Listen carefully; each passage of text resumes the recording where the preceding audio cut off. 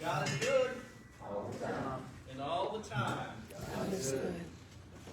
One time there was a young man who wanted to go into ministry, wanted to serve the Lord, wanted to be part of a community, wanted to be part of the faithful. And so he decided that the best way that he could do that effectively was to renounce the world and become a monk and join a monastery. So he went to the monastery, and it was rigorous. There's no doubt about it. He sacrificed a lot, gave up all his worldly possessions, gave up everything, even the right to talk, because they take the vow of silence. And so he jumped in, rolled up his shirt sleeves that first year, and went to work, shared in his part of the chores, washed the dishes after the meals, helped planting the garden, tended to the yard. And at the end of the first year, the Monsignor came to him and said, "Listen, I want you to come in my office around 3. Every monk is allowed to speak 2 words a year." Ecstatic, he goes in, and he says, "Bed hard." He goes back to work, rolls up his sleeves, works the next year. Things are even better. Yes, Jim already knows the end. I can see it. I can see it. So it's the end of the second year. He goes in. He gets his 2 words. He says, "Food cold." Goes back to work that next year. Helps put in a new road. They fix the retaining wall. Everything is great. The third year he goes in. What's he say, Jim? Go ahead. "I quit." To which the Monsignor responds, "That's no surprise. All you've done is complain since you came here." Until we learn to voice our needs or our complaints, if we bottle them up, listen, we'll never resolve any issues. If you keep it bottled up, if you keep it pressed down, we don't resolve issues. But why don't we speak up? There's a problem. We don't speak up because we're afraid. Most of us fear to speak our mind because of retribution, retaliation, or rejection. Think how you have been silenced on social media the past couple of years of your life. How many people can say, "Boy, I have an opinion on one side or the other, but I'm afraid of the backlash"? It's the holiday season. You're going to gather around the table if you're blessed with someone that you love, but you have a different opinion than they have. Whether it's politics, religion, or whatever, you'll keep a hold of your opinion, though, because of retribution, retaliation, or rejection. I could be wrong. I think this is kind of universal for most people. I think we're afraid to speak up. We're afraid to say something. Kellen, you're a police officer. I bet you every suspect that's arrested just comes out and spills their beans right away. They just tell the truth, right?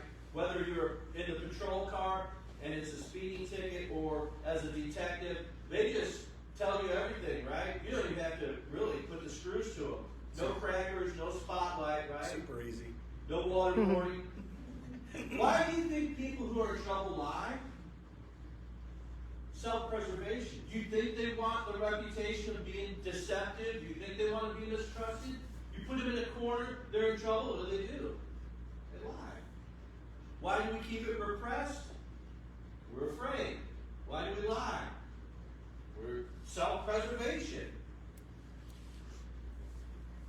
That's why people don't speak up. Most of the time, I believe. Why? Why do we bottle up? Why are we afraid? Why do we not speak up? When you're in a confrontation with someone, when you're in a conflict, that other person rarely is open to the idea that they're mistaken. Rarely do they have the opportunity to be honest with themselves and admit they were wrong and see that there is growth.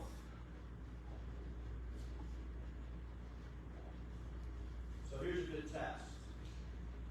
Right now, as I'm saying this, you're thinking, Craig, I know someone needs to see that point. They need to hear that point, right? If you're thinking of someone else other than yourself, you might need to think about it. Now, you could interpret this picture in two different ways. Well, maybe more. It's a kitty cat looking at itself, and what's it see? A lion. We've all seen this picture before. It's been around at least 20 years. Before memes were a meme, this was out there, okay? You can interpret it two different ways. One, the kitten doesn't have a lot of self-confidence, and what matters most is how you see yourself. So this cat, it needs to let the claws out. It needs to roar. Or you could interpret it as that cat has too much self-esteem. That cat sees itself as the dangerous lion that it's not.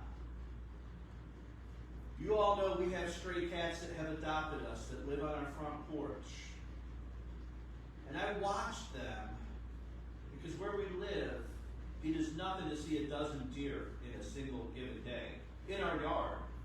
And I watch those cats, and I know that those cats think that they're a lion.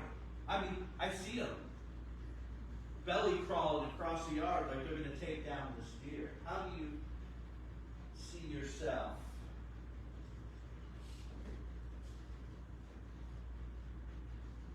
Are you complicit? Complacent? Are you resistant to growth? I want to tell you about a church nearly 2,000 years ago. This church was dedicated. This church was committed. They were earnest. Never going to find a harder working church, I don't think, in the New Testament. But they were misguided in their faith. Paul brings out the point, never says it in these words, but just because you're passionate about an idea, that doesn't mean you're right. Now, we don't know exactly word for word historically what happened with Paul when he stops in Galatia and starts preaching on his missionary trip and gets the church started. But we know that there's a medical issue here, and historians are reading between the lines. Theologians are trying to put the different points together, and they think that Paul had an infection of some sort that was causing temporary blindness. Okay? And you'll see as we get into the paragraph here in chapter 4 that something happened medically. Paul couldn't see it, so it postpones his missionary trip. Well, brothers, I entreat you, become as I am. I also have become as you are. You did me no wrong. What's the problem? The problem is, in Galatia, some folks have worked their way into the church and have convinced the church in Galatia to be a faithful Christian, you still have to be circumcised as a man. You still have to follow Old Testament rituals. You still have to do all these things of Old Testament Judaism. The cross isn't enough. The cross is not enough. You did me no wrong, right? Verse 13, you know because of a bodily ailment that I preached the gospel to you at first. So he's sick, something happened. And though my condition was a trial to you, you did not scorn or despise me. You received me as an angel, as Jesus Christ. What then has become of your blessedness? I testify, verse 15, if possible, you would have gouged out your eyes and given them to me. That's how that they have drawn the conclusion that his ailment was related to his eyes, right? Here's the verse I want you to see, verse 16. Have I then become your enemy by telling you the truth? They make much of you, but for no good purpose. The false teacher, they're trying to get them to take on more ritual, more responsibility beyond the cross. They want to shut you out that you may make much of them. It is always good to be made much for a good purpose, and not only when I'm present with you. My little children, for whom I began in the anguish of childbirth, until Christ is formed in you. I wish I could be present with you now and change my tone, for I'm perplexed by you. So, have I become your enemy by telling you the truth, verse 16, and until Christ is formed in you. They are believers. They've been baptized. They've been united to the cross. They are Christians, but they are still not fully developed. And Paul is afraid. I've told you the truth. You see me now as an enemy. I'm honest with you. Do I have to worry about retaliation? Do I have to worry about retribution? Do I have to worry about you rejecting me when I tell you a hard truth? One of the most important questions that any of us will ever ask in our entire lifetime.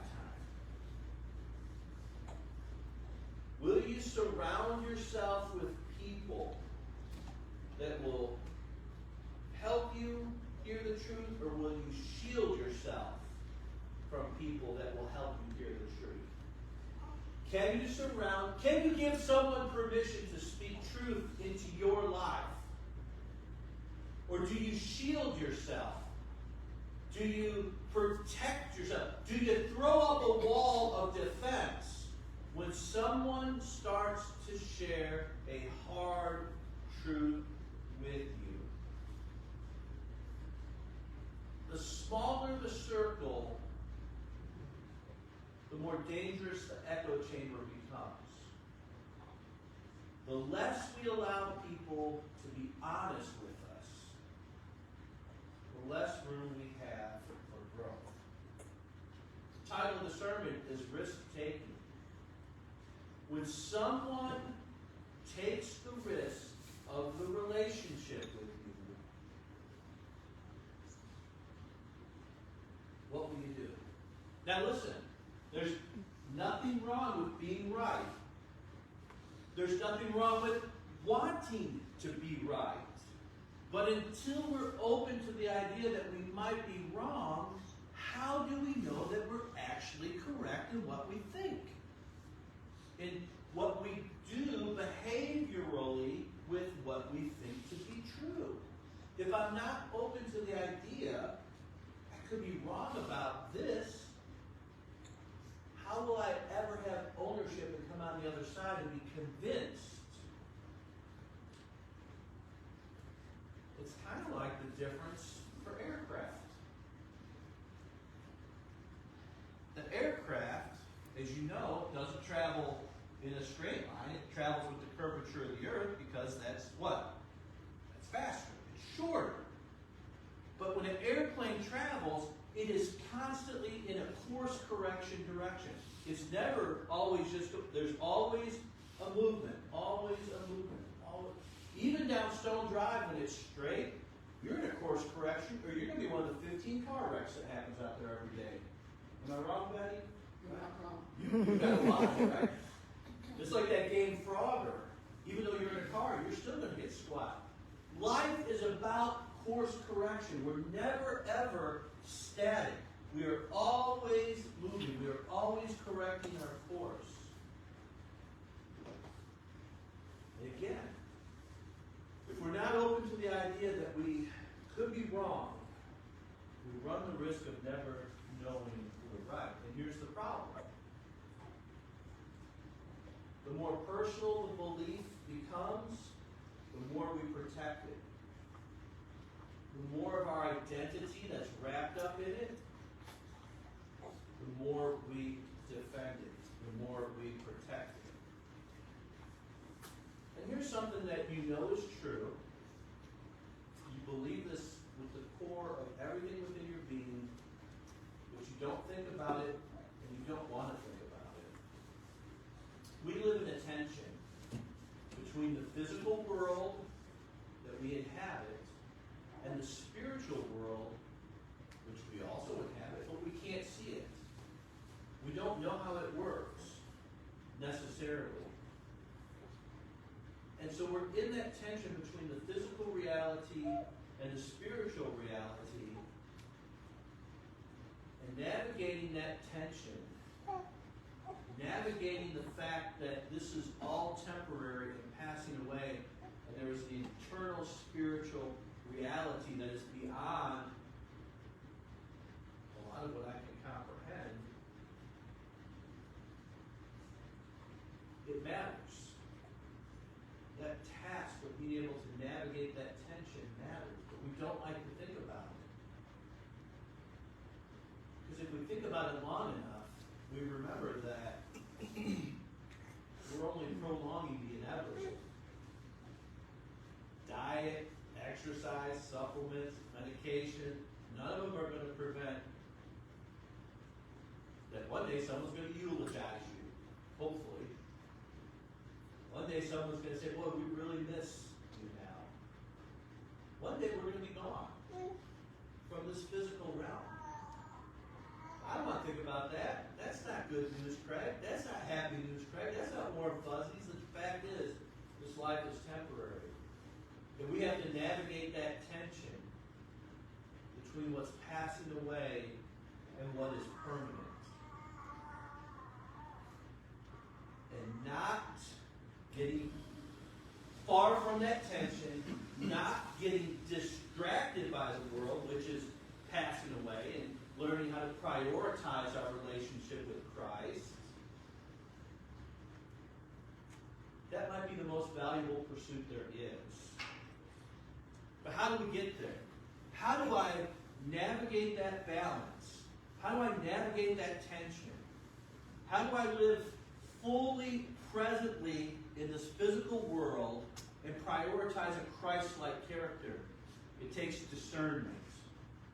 Discernment, the idea of being able to know good from evil, the discernment to know how to know truth, how to grow in wisdom. The Hebrew writer tells the church about this. We have much to say about Christ being part of the priesthood of Melchizedek. There's a name we don't hear every day. He's a king back in the Old Testament. And there's a lot of good theology that says Christ came before he took on human form a couple times in the Old Testament. But possibly Melchizedek and Jesus are the same person.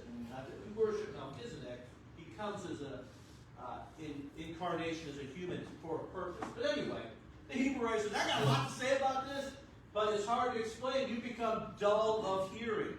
Talk about risk of retaliation, retribution, or rejection. Tell your audience you become dull of hearing. By this time, you ought to be teachers. You've been around long enough. But you need someone to teach you the basic principles of the oracles of God. You need milk, not solid food. Everyone who lives on milk is unskilled in the word of righteousness. He's still a child. Solid food is for the mature, for those who have their powers of discernment, trained by constant practice to distinguish good from evil.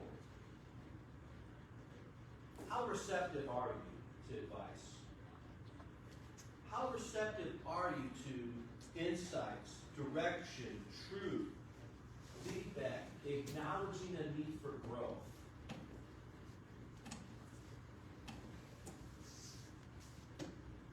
That's the two-pronged risk I take every week when I work on a sermon. Right? How receptive are you? Can you hear it? Can you accept it? Because the more receptive we are, the better chance we have of personal growth. The better chance we have of sharpening our skills of discernment. The better chance we have of developing what I think is our most important goal. This is nothing new. I believe our goal is spiritual maturity. Yes, it's nice if you become a very skilled interpreter of the Bible. Yes, it's nice other languages related to the Bible. Yes, it's nice if you could memorize the Ten Commandments. Those are all good, fine, and dandy, but if you're no closer to being like Christ, you miss the ball. You want to do a good, interesting, deep dive Google search that will startle you? Google Willow Creek's disappointment. Before I was a believer, I poured concrete at Willow Creek, which was an amazing campus in the Chicagoland area. It was the flagship for what all churches think they should be. I mean, they had summits of global precedence, and they decided to do a survey of what they actually accomplished. Just Google that sometime when you're bored. Our goal is spiritual maturity. Guess what? It's easy to act like a Christian in this room around other believers. But Monday morning, when you're at home, when you're in the workplace, when you're somewhere else, can you be like Jesus then?